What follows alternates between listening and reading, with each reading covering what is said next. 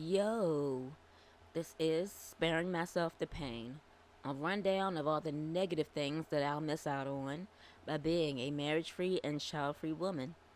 Let's get into it. Painful thing number 12, shared finances. Having shared finances is something that I would never do. Even if I did get married, I would still not be willing to have all of my money in a joint account with another person. The reason being is because of all the things that can go wrong.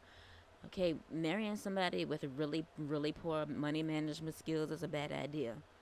Marrying somebody who just lives on debt or acts like credit cards are free money, that's not a wise thing to do.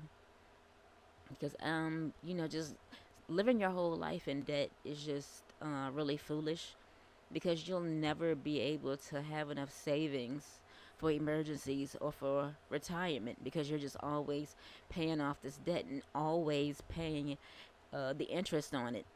So, there are people out here who have like, you know, $70,000 worth of student loans, and then they'll have a wedding all on credit cards, and then they'll turn around and buy a house and then get new cars. All of this is on borrowed money, and I'm like, do these people have brains? Are they able to, to math? Are they able to sit down and realize that they're going to be paying almost their entire salary in interest because of all of this debt?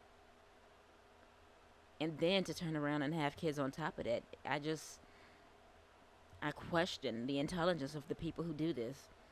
Like, what is the reason? Why do you think that it's okay to act like credit is free money? Spoiler alert, it's not. And then there's always the possibility that your spouse can lose their job or their source of income if they are self employed. If they have a job out there working for someone else, they could, get laid off or they could be forced to take a pay cut.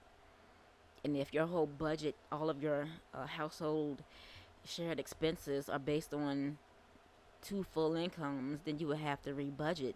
And it's like I would end up being responsible for, picking up the slack. There's always the possibility, if you marry somebody who has been married before, if they're having to pay child support, alimony, things like that, then that's also going to cut into the cash that is available to you. Even if you're both making, six figures, let's just say, hypothetically, both of you are making like $100,000 a year. Okay, you're bringing in 200K a year after taxes, but you have a house, you both have cars, new cars, and it's like you have to pay the mortgage, the property taxes, homeowners insurance, all of the utilities, and whatever subscription services you might have. But you don't have any prior debt. You don't have any prior responsibilities like child support or alimony or anything like that, but he does. So he's not able to contribute that full $100,000 of his money to you. That can impact your vacations. It can impact your retirement. Now, there's also the issue of marrying somebody who is a liar, somebody who develops uh, gambling addiction, drug habit, alcohol addiction, and they're spending your shared income on these things.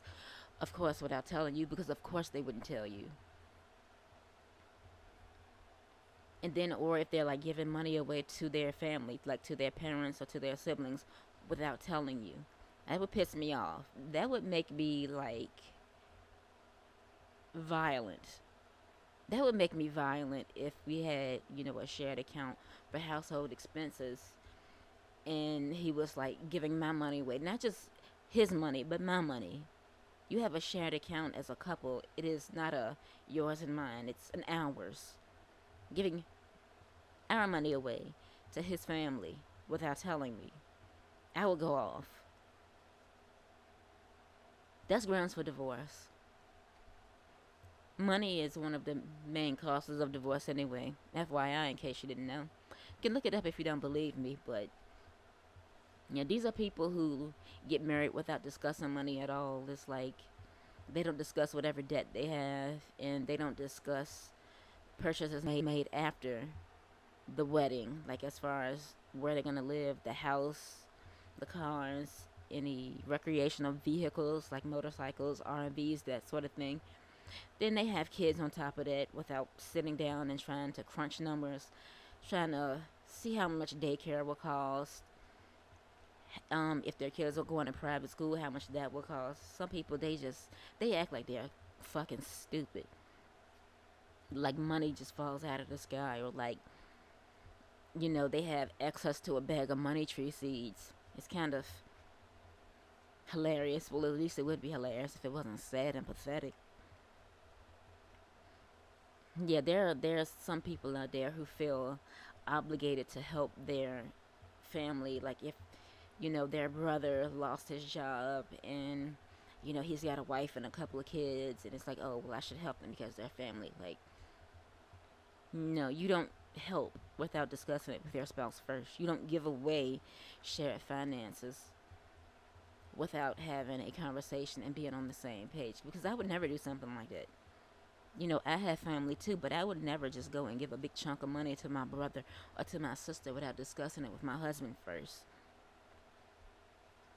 Because that is so inconsiderate. It doesn't surprise me that money causes so many divorces because of people who get married who want to still live like they're single. When you're married, you have to compromise on just about everything. You have to sit down and come to an agreement about just about everything. And some people, they're just not willing to do that. They don't want to compromise. They want to have their way, and that's the end of it. So, yeah, shared finances, complete nightmare scenario. Glad I'll never have to put up with this bullshit. Remember, your life is yours to live, and you don't have to explain yourself to anyone.